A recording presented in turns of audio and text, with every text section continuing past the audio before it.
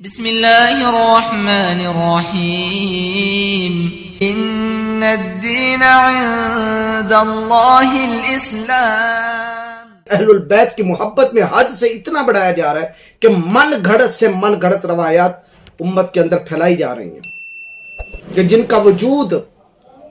کتب ہائے حدیث کے اندر ملتا ہی نہیں، اور کچھ ایسے ہیں ناسبی جن کے دل حضرت علی اور مرتضی شیر خدا کی محبت سے، حضرت امام حسن المجتبی کی محبت سے، حضرت امام علی مقام امام حسین کی محبت سے، حضرت سیدہ خاتون جنت سلام اللہ علیہا کی محبت سے خالی وہ اہل بیت کی طرف کوئی بھی صحیح روایت آ جائے وہ اس کوشش میں ہوتے ہیں کہ اس کو من گھڑت ثابت کر دیا جائے، کہیں راویوں کے چکر میں کسی کو وہ ضعیف کہہ دیں گے، کسی کو شاذ کہہ دیں گے، کسی کو منکر کہہ دیں گے۔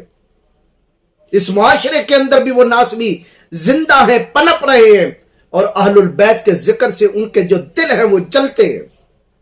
یہ محرم الحرام آپ ان کے خطبات کو سنیے، آپ ان کے لیکچر سنیے، آئے روز وہ اہل البیت کی طرف کوئی نہ کوئی غلط بات منسوب کریں گے، یزید اور یزیدیت کے فیور میں، ابن زیاد کے فیور میں، بنو امیہ کے فیور میں وہ ڈھونڈ ڈھونڈ کے روایات لائیں گے، شاذ اقوال لائیں گے، کسی نہ کسی کا کوئی نہ کوئی بیان لے آئیں گے اپنے بابا یزید کے حق میں، اور اہل البیت کے ذکر سے اس قدر وہ چڑھتے ہیں کہ جو اس وقت اس محرم الحرام میں اہل البیت کا ذکر کرے، حضرت مولا علی کی شان کو بیان کرے، امام علی مقام امام حسین کے اقدام کو صحیح کہے، یزید کو غلط کہے، فاجر کہے، زانی کہے، شرابی کہے، یہ فٹ اس پر شیعہ ہونے کا فتویٰ لگا دیں گے، اس کو شیعہ گردانتے ہوئے اہل سنت سے خارج کریں گے، محض اس لیے کہ وہ ذکر اہل بیت کیوں کر رہا ہے۔ امام اعظم ابو حنیفہ سے لے کر امام شافعی، امام مالک، امام احمد بن حنبل، حضرت امام نسائی، حضرت امام حاکم، یہ وہ محدثین کہ جن پر ظلم و ستم محض اس سبب سے ہوا کہ وہ اہل بیت کی محبت کا دم بھرتے تھے، ان پہ کوڑے برسائے گئے، انہیں جبرن جیلوں کے اندر داخل کر دیا گیا،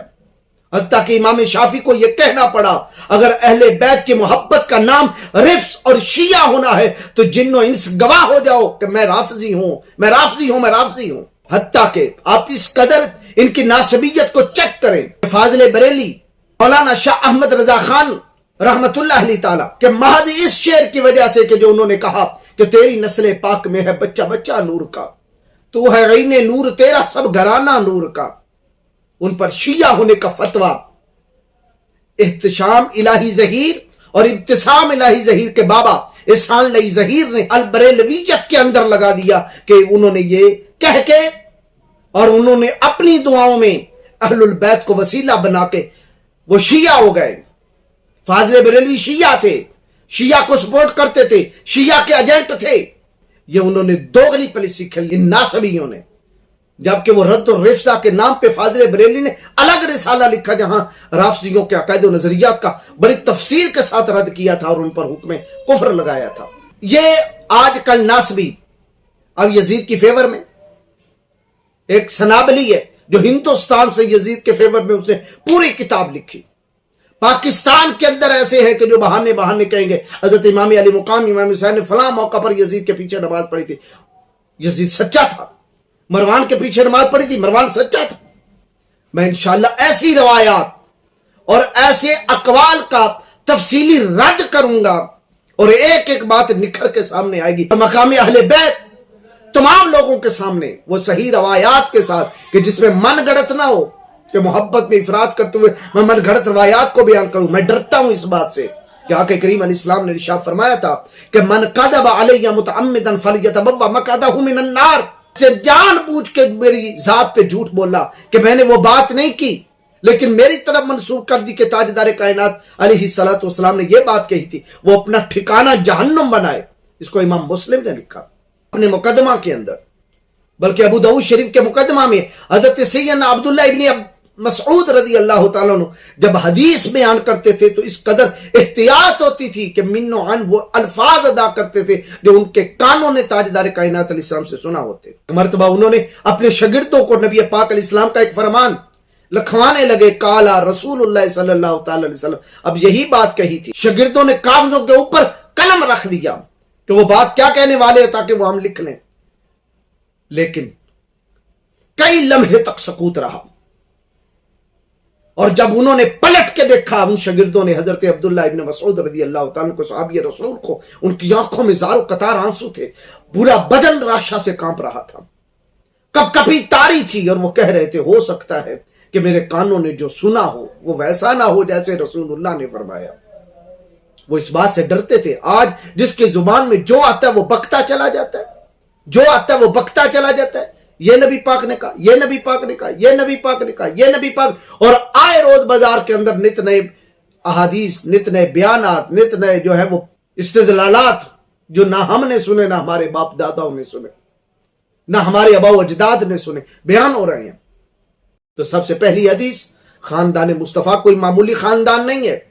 जब बात याद रखें, ये वो खानदान है कि जिसको अल्लाह ताला ने सारी कायनात में चुना। इन्नमा युरीदुल्लाहु लियुज़हिबा अन्कुमुर रिज्सा अहलल बैत व युताहिरकुम तत्हीरा का ताज पहनाया। मुस्लिम में है, तिरमिज़ी में है। हजरत वासिला बिन अस्का रवायत करते हैं कि नबी पाक अलैहिस्सलातु वस्सलाम को ये मैंने कहते हुए सुना कि नबी पाक अलैहिस्सलाम ने इरशाद फरमाया, इन्नल्लाह अस्तफा किनानता मिन वलदी इस्माइल, अल्लाह ने औलाद इस्माइल में से कनाना को चुना, कनाना को मुस्तफा बना लिया, चुन लिया। वस्तफा कुरैशन मिन कनाना था, और कनाना में से अल्लाह ने कुरैश को मुस्तफा बनाया, कुरैश को चुना। वस्तफा मिन कुरैशन बनी हाशिमिन, और कुरैश में से अल्लाह ताला ने बनी हाशिम को चुना, बनी हाशिम को मुस्तफा बनाया। और आगे फरमाया वस्तफानी मिन बनी हाशिम, और बनी हाशिम से अल्लाह ताला ने मुझ मुस्तफा को चुना,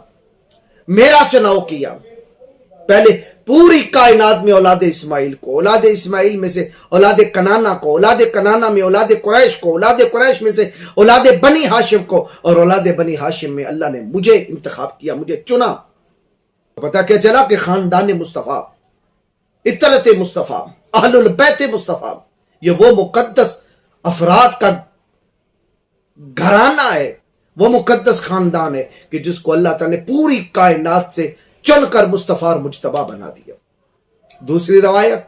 हजरत उम्मुल मोमिनीन सय्यदा आयशा सिद्दीका सलामुल्लाह अलैहा रवायत करती हैं, ये मुस्लिम में भी है, मुसन्निफ इब्न अबी शैबा में भी है, मुस्तदरक लिल हाकिम में भी है, और मुस्नद इसहाक बिन राहवै में भी है। हजरत उम्मुल मोमिनीन इरशाद फरमाती हैं कि खारजा रसूलुल्लाह सल्लल्लाहु तआला अलैहि वसल्लम गदातन व अलैहि मिरतुन मुराहलुन मैंने शार अस्वादा, कि एक दिन नबी पाक अलैहिस्सलातु वस्सलाम इस हालत में अपनी हुजरा मुबारका से बाहर तशरीफ लाए कि आपने चादर पहनी हुई थी, और चादर स्याह रंग की थी, और उस पर ऊंट के कजामों की तरह जो थे वो निशानात मुनक्कश थे, उस रंगीन मुनक्कश चादर थी नबी पाक अलैहिस्सलातु वस्सलाम के पास, वो स्याह रंग की। जब आप बाहर तशरीफ लाए, इतने में हजरत हसन दौड़ते हुए आए, नबी पाक अलैहिस्सलाम ने अपनी चादर के नीचे लिया। इमाम हुसैन दौड़ते हुए आए, उन्हें भी सरकार ने चादर के नीचे ले लिया। हजरत सैयदा खातून जन्नत तशरीफ लाई, सरकार ने उन्हें भी अपनी चादर के नीचे ले लिया। मौला अली तशरीफ लाए, सरकार ने उन्हें भी अपनी चादर के नीचे ले लिया, और लेकर हजरत उम्मुल मोमिनीन बयान करती है, नबी पाक ने जो आयत तिलावत की वो ये थी, इन्नमा युरीदुल्लाहु लियुज़हिबा अन्कुमुर रिज्सा अहलल बैत व युताहिरकुम तत्हीरा। अल्लाह ताला सूरतुल अहज़ाब आयत नंबर 33 में इरशाद फरमाता है, ए नबी के घर वालों, अल्लाह रब्बुल आलमीन का इरादा यह है कि तुमसे हर किस्म के रिज्स को दूर कर दे, हर किस्म का रिज्स, पलीती दूर कर दे, और तुम्हें खूब साफ सुथरा फरमा दे। यह रब्बुल आलमीन का इरादा है। और इन चारों को नीचे लेकर नबी पाक का ये आयत पढ़ना इस बात की दलील थी कि ये चारों भी पाक और पकीज़ा कर दिए गए। रवायत कौन कर रही है? हज़रत उम्मुल मोमिनीन आयशा सिद्दीका। अब वो शिया और वो रवाफिज भी गौर करें जो बार बार हज़रत उम्मुल मोमिनीन पर ताना देते हैं कि उनके दिल में अहलुल बैत की मोहब्बत नहीं थी। अगर अहलुल बैत की मोहब्बत ना होती तो पूरी उम्मत को उम्मुल मोमिनीन की हदीस बयान करती। उनका हदीस बयान करना इस बात की दलील है कि अहलुल बैत की मोहब्बत में उनका दिल भरा हुआ था। तीसरी रवायत हज़रत साद बिन अबी वक्कास, यह कोई मामूली सहाबी नहीं, अशरा मुबशरा में से नबी पाक अलैहिस्सलातु वस्सलाम ने जिनको अशरा मुबशरा में शामिल किया, अबू बकर फिल जन्ना, उमर फिल जन्ना, उस्मान फिल जन्ना, अली फिल जन्ना, तलहा फिल जन्ना, जुबैर फिल जन्ना, सईद फिल जन्ना, साद इब्न अबी वक्कास फिल जन्ना, अबू उबैदा इब्न जर्राह फिल जन्ना, अब्दुर्रहमान बिन औफ फिल जन्ना। ये वही साद इब्न अबी वक्कास कि जिनको नबी पाक अलैहिस्सलातु वस्सलाम ने 1000 मर्तबा तीर देते हुए इरशाद फरमाया, इरमे या साद फिदा का अबी व उम्मी, ऐ साद तीर चला, तुझ पे मेरे माँ बाप कुर्बान हो जाए। تجھ پہ میرے ماں باپ قربان ہو جائیں. اس قدر محبتوں کا عالم سعد بن ابی وقاص سے. اور یہ بھی آقا کریم علیہ السلام نے دعا مانگی ہے, اللہ سعد جو بھی تجھ سے طلب کرے اس کی طلب کو پورا کر دینا, ہر دعا کو قبول کرنا. وہی حضرت سعد بن ابی وقاص فرماتے ہیں کہ لما نزلت هذه الآیہ, کہ جب یہ آیت نازل ہوئی, آلو ندعو ابناءنا وابناءکم ونساءنا ونساءکم وانفسنا وانفسکم ثم نبتہل فنجعل لعنۃ اللہ علی الکاذبین. اب اس کا شان نزول سن لیجئے. محدثین اور مفسرین نے لکھا 9 ہجری کو نجران کے کچھ عیسائی بارگاہ رسالت مآب صلی اللہ تعالی وسلم میں حاضر ہوئے اور انہوں نے عرض کیا, مقدمہ حضرت عیسیٰ علیہ السلام کی ولادیت کا وہ لے کر آئے, مناظرہ کرنے آئے کہ حضرت عیسیٰ علیہ السلام کا باپ کون ہے. نبی پاک علیہ السلام نے ارشاد فرمایا ان کا کوئی باپ نہیں تھا, اللہ نے انہیں کلمہ کن کے ذریعے پیدا فرما دیا. انکار کر گئے عیسائی, کہنے لگے نہیں نہیں نہیں, ہر ایک کا کوئی نہ کوئی باپ ہوتا ہے, آپ کو ان کا کوئی باپ بتانا پڑے گا. تو نبی پاک علیہ السلام نے ارشاد فرمایا جس طرح حضرت آدم علیہ السلام کو اللہ تعالیٰ نے بغیر باپ کے پیدا فرمایا, اسی طرح حضرت عیسیٰ علیہ السلام کو بغیر باپ کے کنواری پاک مریم سے پیدا فرمایا. لیکن عیسائی اس مسئلے میں الجھ گئے, نہ مانے, انکار کر گئے. تو آقا کریم علیہ السلام پر وحی کا نزول ہوا کہ ہم ابو پیارے آپ ان سے کہہ دیں کہ پھر آؤ, علم کے بعد وہ تم سے جھگڑ پڑے تو پھر آؤ, فقل تعالو, آپ انہیں کہہ دیں, آپ انہیں کہہ دیں عیسائیوں کو, تعالو آؤ, ندعو ابناءنا و ابناءکم, ہم اپنے بیٹے بلاتے تم اپنے بیٹے بلاؤ, ونساءنا و نساءکم, ہم اپنی بیٹیاں بلاتے تم اپنی بیٹیاں بلاؤ, وانفسنا, ہم اپنے آپ کو بلاتے ہیں, وانفسکم, تم اپنے آپ کو بلاؤ. آؤ ایک میدان کے اندر اکٹھے ہو جاتے ہیں. ثم نبتہل, پھر ہم مبالغہ کریں, فنجعل لعنۃ اللہ علی الکاذبین, جھوٹوں پہ خدا کی لعنت ہو, ہم لعنت ڈال دیں جھوٹے پر, اور اللہ فیصلہ کرنے میدان مباہلہ میں اس بات پہ کہ میرا یہ دعویٰ ہے کہ حضرت عیسیٰ علیہ السلام بل باپ کے پیدا ہوئے صرف کنواری پاک مریم سے, جبریل امین کی پھونک سے اللہ نے انہیں پیدا فرمایا, اور تمہارا دعویٰ یہ ہے کہ حضرت عیسیٰ علیہ السلام اللہ کے بیٹے ہیں اور اللہ ان کا باپ ہے. آؤ اس بات پہ ہم مباہلہ کر لیں, میدان مباہلہ میں اکٹھے ہو جائیں. عیسائی مان گئے, کہنے لگے ٹھیک ہے. جب وہ وقت مباہلہ آیا, تاریخ مباہلہ آئی, میدان مباہلہ میں ایک دن پہلے عیسائی 60 کی تعداد میں اکٹھے ہو گئے مدینہ پاک کے بالکل قریب. ایک بہت بڑا پادری بھی آیا ہوا تھا, عبد المسیح, ان کا سردار عاقب بھی ساتھ تھا, عورتیں بھی تھی, بچے بھی تھے, بچیاں بھی تھی, خود بھی آئے ہوئے تھے 60 کی تعداد میں. جب وہ دن آیا, نبی پاک علیہ السلام نے نماز فجر پڑھائی, حضرت مولا کائنات شیر یزداں کے گھر میں آئے, بلایا حضرت سیدہ فاطمہ الزہرا کو, مولا علی کو, امام حسن حسین, ان چاروں کو بلا کے فرمایا آؤ میدان مباہلہ پہ چلتے, اور فرمایا کہ جب میدان مباہلہ میں میں ان کے خلاف بد دعا کروں تو تم آمین کہنا.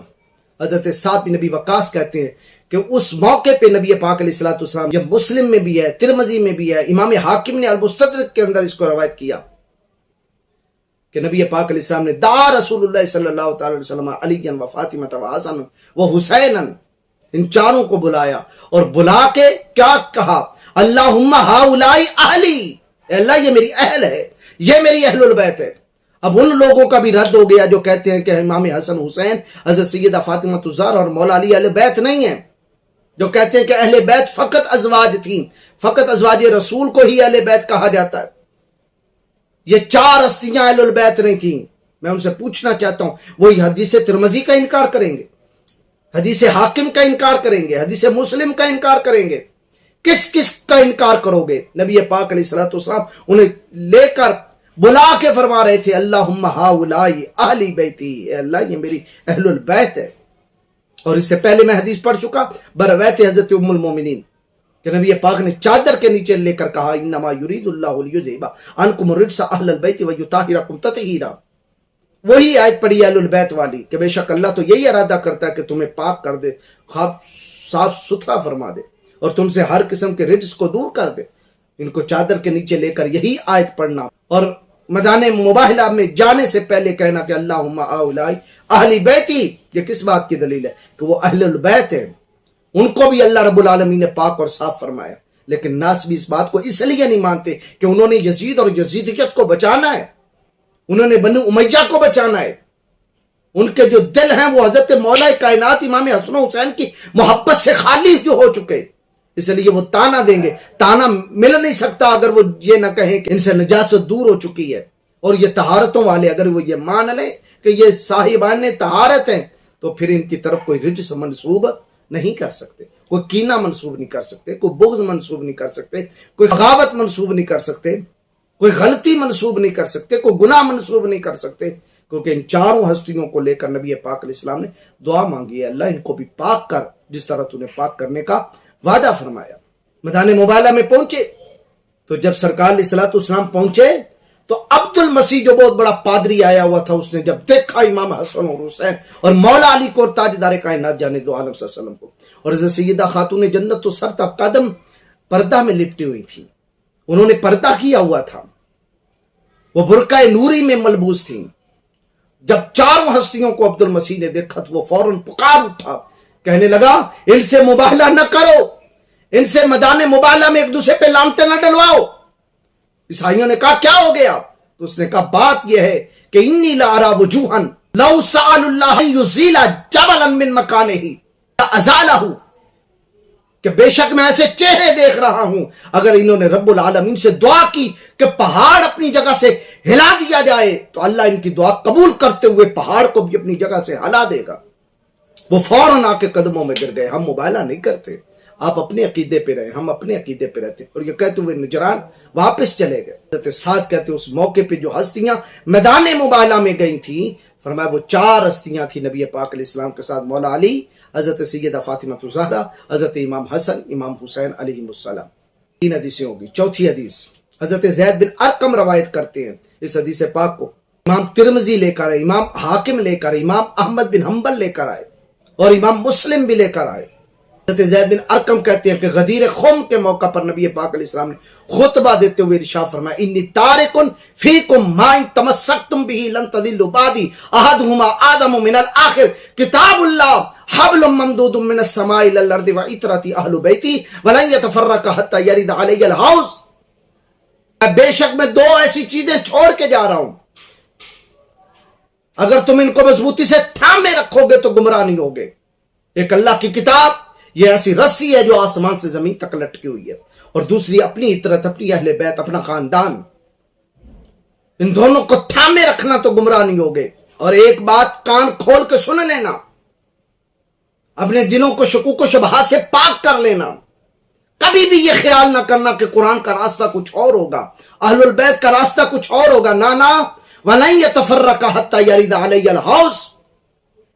یہ کبھی بھی ایک دوسرے سے جدا نہیں ہوں گے یہاں تک کہ یہ دونوں اکٹھے میرے پاس حوض کوثر میں بھی آئیں گے۔ جہاں اہل البیت ہوگی وہیں قرآن ہوگا، جہاں قرآن ہوگا وہیں اہل البیت ہوگی، کبھی ایک دوسرے سے جدا نہیں ہوں گے۔ اس لیے اب وہ اہل البیت میں کون کون تھے؟ حضرت مولا علی، تبھی تو ارشاد فرمایا القرآن مع علی وعلی مع القرآن لن يتفرق حتى يرد علی الحوض، قرآن علی کے ساتھ ہے، علی قرآن کے ساتھ ہے، یہ دونوں کبھی جدا نہیں ہوں گے، اکٹھے میرے پاس حوض کوثر پہ آئیں گے۔ تبھی تو سر کٹ کے نیزے کی نوک میں پڑا ہوا ہے اور دھڑ کربلائے معلہ کے صحرا میں ہے،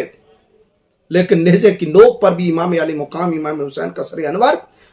کربلا سے لے کر کوفہ، کوفہ سے لے کر حمص چلتا ہوا دربار یزید تک قرآن کی تلاوت کرتا ہوا جا رہا تھا، اور قرآن مجید فرقان حمید کی آیت کی تفسیر کرتا جا رہا تھا۔ وَلَا تَقُولُوا لِمَن يُقْتَلُ فِي سَبِيلِ اللَّهِ أَمْوَاتٌ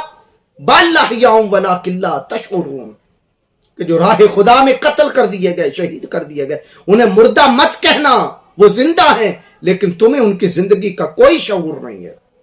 آگے آقا کریم علیہ الصلوۃ والسلام نے ارشاد فرمایا فَانظُرُوا كَيْفَ تَخْلُفُونِ فِيهِمَا، دیکھو میرے بعد ان دونوں کے ساتھ تم کیا سلوک کرتے ہو، قرآن کے ساتھ کیا سلوک کرتے ہو، میری اہل البیت کے ساتھ کیا سلوک کرتے ہو۔ لیکن امت نے قرآن کو بھی چھوڑا، اہل البیت کو بھی چھوڑ دیا، قرآن کو پس پشت ڈال دیا، اس قدر کہ آج قرآن غلافوں میں پڑا ہوا ہے اور غلافوں کے اوپر گرد پڑی ہوئی ہے۔ کوئی مہینے کے بعد کوئی فوتگی ہو جائے تو قرآن دیکھ لیتے ہیں، پڑھ لیتے ہیں، سورہ یاسین کی تلاوت کر لیتے ہیں، لیکن معمول نہ بنایا امت نے قرآن کی تلاوتوں کا۔ قرآن آج جل رہا ہے، امت کے دل میں کوئی غیرت کی رتی بھی نہیں جاگتی، قرآن کو ہم نے پس پشت ڈالا، ہر حل ہم نے اغیار کے قوانین میں تلاش کیا لیکن قرآن میں تلاش نہ کیا کہ قرآن ولا رتب ولا یابس الا فی کتاب مبین، قرآن کے بارے میں ہر خشک و تر کا ذکر کائنات کے اندر، جو خشک و تر ہے ہر ایک کا ذکر قرآن کے اندر موجود ہے، لیکن ہم نے قرآن کو باعث برکت سمجھ کے الماری میں رکھ دیا، اس کو کتاب ہدایت سمجھ کے نہ پڑھا۔ اور رہی اہل البیت، تو اہل بیت کے ساتھ وہ ظلم و ستم ہوا، امام حسن کو زہر دیا گیا، امام علی مقام امام حسین کو کربلائے معلی میں ان کے ساتھیوں، ان کے بچوں، ان کے بھانجوں بھتیجوں سمیت پیاسا شہید کر دیا گیا۔ ان کی اہل البیت خواتین کو کربلائے معلی سے قیدی بنایا گیا، ان کے خیمے جلائے گئے۔ حضرت زید بن زین العابدین کے ساتھ ظلم ہوا، انہیں کوفہ کے چوراہے پہ شہید کر کے برہنہ کئی مدت تک لٹکا دیا گیا۔ وہاں گزرنے والے گزر رہے تھے، مسلم بن عقیل کو عین عید کے دن میں قتل کیا گیا، شہید کیا گیا، اور کوفہ والے عید منا رہے تھے۔ میسم تمار، اسی طرح وہ ہانی بن عروہ، اور وہ جن کے دلوں میں اہل بیت کا محبت تھی، مودت تھی، ان کے دل اہل البیت کی محبت سے مچلتے تھے، چن چن کر شہید کر دیے گئے۔ یزید نے کون سا جو ظلم ہے جو نہ ڈھایا اہل البیت پر؟ اس کے بعد والوں نے جس نے اپنے زمانے میں اہل البیت کی محبت کا دم بھرا، ہر ایک پر عرصہ حیات تنگ کر دیا گیا۔ حضرت محمد بن عبداللہ نفس زکیہ کو شہید کر کے مدینہ المنورہ سے ان کا سر بغداد معلی منصور عباسی کے دربار میں لایا گیا۔ حضرت ابراہیم بن عبداللہ کو شہید کیا گیا، خانوادہ رسالت کو اجاڑا گیا، حتیٰ کہ اتنا عرصہ حیات تنگ کر دیا گیا کہ سادات کو حجاز مقدس سے نکل کر مختلف زمین کی مختلف آبادیوں کی طرف کوچ کرنا پڑا۔ کئی صدیوں تک وہ اپنے آپ کو خوف و ہراس جو بنو عباس نے اور بنو امیہ نے پھیلایا تھا وہ سید بھی شو نہ کر سکے۔ یہ حال کیا امت نے قرآن کا اور اہل البیت کا۔